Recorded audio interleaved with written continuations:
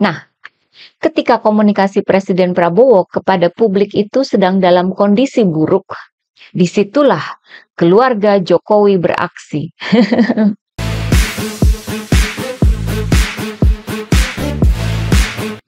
Hai teman-teman, jumpa lagi dengan saya Nina Nur. Ada berita penting pagi ini dari Gubernur DKI Jakarta Pramono Anung. Berita baik tentunya ya, bahwa Jakarta sekarang sudah normal kembali. Berita ini sangat penting untuk disampaikan pada semua masyarakat di seluruh Indonesia, bahwa ibu kota negara sudah kembali normal dan aman. Berarti, jika ada lagi gerakan demo yang berbuntut anarkis, baik di Jakarta maupun di daerah, maka sudah bisa dipastikan bahwa yang berbuat anarkis itu adalah oknum yang memang berniat anarkis, bukan dari massa yang niatnya beneran demo untuk menyampaikan aspirasi ya, baik itu masyarakat umum, aktivis, maupun mahasiswa. Kalau Jakarta sudah aman, maka di daerah mestinya ya sudah aman juga. Dari segi politis, saya kira pernyataan Gubernur Pramono ini juga menunjukkan solidnya partai-partai politik dari yang berkoalisi maupun di luar koalisi dalam memperlihatkan dukungan terhadap pemerintahan Presiden Prabowo. Dalam arti, tidak ada satupun partai politik di Senayan yang menginginkan adanya chaos yang bisa mengganggu atau meruntuhkan pemerintahan Prabowo. Saya kira pernyataan Pak Prabowo pada hari Minggu itu ya, yang disampaikan bersama dengan para ketua umum partai, lumayan cukup mendinginkan suasana. Setidaknya, masyarakat itu dikasih tahu bahwa sebagian atau salah satu dari tuntutan rakyat itu sudah didengar dan ditindaklanjuti secara konkret. Tentu saja masih banyak tuntutan dari rakyat ya. Sekarang kan sudah dirumuskan menjadi 17 tambah 8 tuntutan rakyat. Yang 17 itu diminta untuk segera dipenuhi dalam waktu 1 minggu, sementara yang 8 itu untuk waktu 1 tahun. Saya kira 25 tuntutan rakyat itu pasti sudah sampai ke Pak Prabowo ya. Kita berharap agar pemerintah bisa menindaklanjuti. Kan Pak Prabowo sudah membatalkan kunjungan ke luar negeri. Artinya pasti ada cukup waktu untuk membahas tuntutan ini ya. Nah, menurut berbagai media asing, peristiwa demo besar di berbagai daerah kemarin itu, sampai terjadinya tindakan anarkis penjarahan dan bakar-bakaran, itu semua merupakan ujian besar pertama dalam pemerintahan Presiden Prabowo. Karena aksi-aksi demo itu merupakan yang terbesar yang terjadi dalam era Presiden Prabowo, sehingga juga disebut sebagai krisis politik terbesar dalam era pemerintahan Pak Prabowo. Saya merasa ya, awalnya Pak Prabowo itu terlihat kurang satset gitu ya dalam menangani masalah ini. Misalnya dalam proses pemakaman almarhum Afan Kurniawan itu kan yang hadir dari DPR hanya Mbak Rieke ya dari PDIP. Nggak ada dari Partai Gerindra. Sehingga tidak terasa ada kehadiran Pak Prabowo di sana ya. Wakil pemerintah itu malah dari Kapolda Metro Jaya. Itu kan kurang pas ya. Mestinya ada wakil yang bukan ya, yang bukan dari kepolisian. Mengingat kasusnya ini kan terkait aparat kepolisian. Saya berharap sih ada Ahmad Muzani atau Dasko atau Teddy Wijaya atau Prasetyo Hadi yang bisa hadir dalam pemakaman almarhum Afan. Orang-orang yang sangat dekat dengan sosok Pak Prabowo, sehingga kehadiran atau kedekatan itu secara personal itu terasa ya.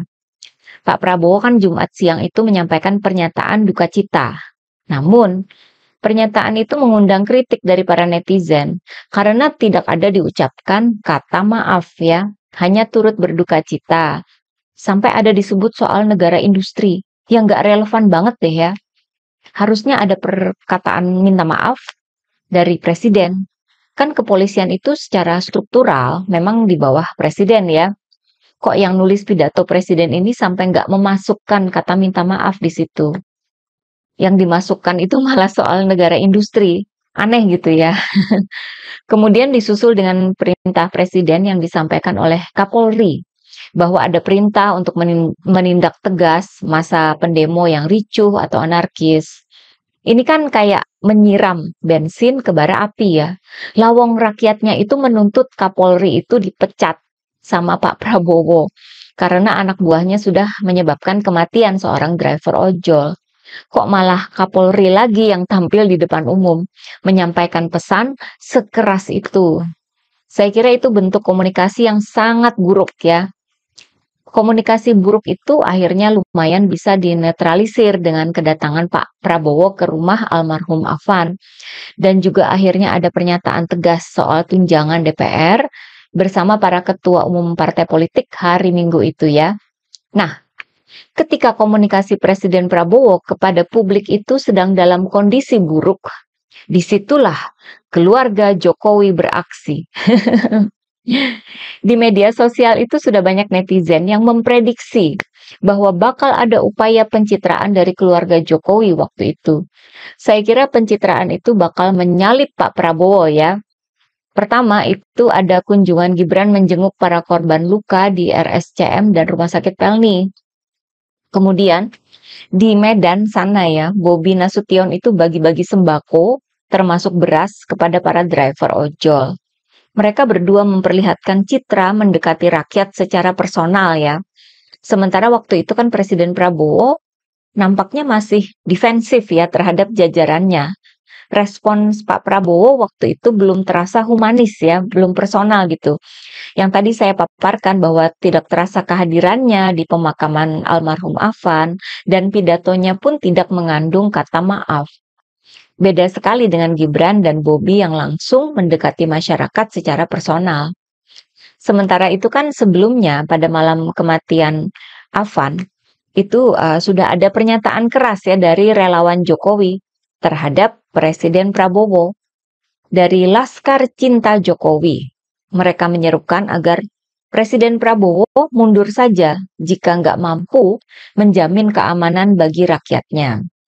Ini pernyataan kedua dari sisi Jokowi yang meminta Pak Prabowo mundur atau lengser.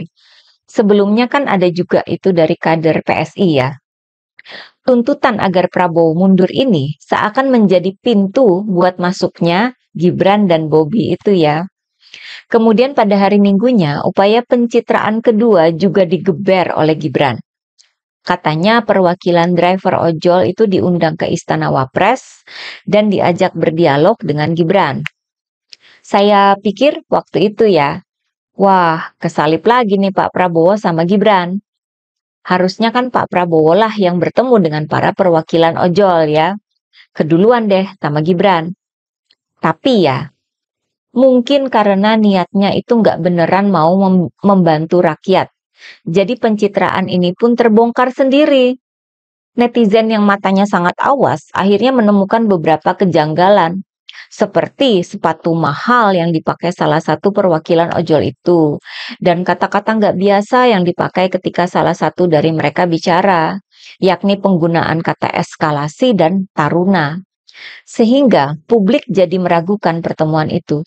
Beneran? Apa settingan ini? Jawabannya sih muncul pada hari Senin kemarin ya, ketika Asosiasi Pengemudi Ojek Online, Garda Indonesia, menyatakan bahwa orang-orang yang memakai kostum ojol yang ketemu sama Gibran hari Minggu itu bukan bagian dari mereka. Nggak kenal katanya. Walah, ternyata KW ya. Gagal dong pencitraannya. Beda jauh dengan Pak Prabowo, yang hari Minggu itu didampingi oleh semua ketua umum partai politik di Senayan, memperlihatkan bahwa pemerintahan Presiden Prabowo mendapatkan dukungan penuh dari semua partai politik yang ada di Senayan, bahkan dari PDIP yang tidak masuk koalisi. Artinya, dukungan itu konkret dong ya, nggak ada yang KW-KW. Nah, pernyataan Pak Prabowo hari Minggu itu kan lumayan berdampak pada suasana yang lagi panas ya. Maksudnya lumayan bisa mendinginkan suasana. Setidaknya ada bukti bahwa pemerintah itu nggak buta dan tuli terhadap suara rakyat ya. Tapi ada yang ngomel loh. Ada yang marah-marah. Upaya yang baik itu kok bisa menimbulkan omelan. Siapa yang merasa lebih hebat dari presiden sampai berani ngomelin Pak Prabowo? Tidak lain dari relawan Gibran, Bolo Gibran. Mereka rupanya kesel karena Pak Prabowo itu tidak melibatkan Gibran dalam konferensi pers bersama para ketua umum partai. Pak Prabowo dibilang kayak kacang lupa pada kulitnya, lupa sama dukungan Pak Jokowi dan keterlibatan langsung Gibran dalam kemenangan Prabowo di Pilpres 2024 katanya. Karena tanpa dukungan Jokowi dan sosok Gibran, mustahil Pak Prabowo bisa menang. Selain itu, para relawan Gibran ini juga mempermasalahkan tidak adanya Kaisang sebagai ketua PSI di antara para ketua umum partai yang hadir.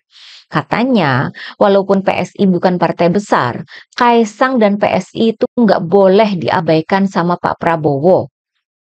Lah, kok ngomel panjang ya? Kan katanya Gibran lagi ketemu sama perwakilan ojol.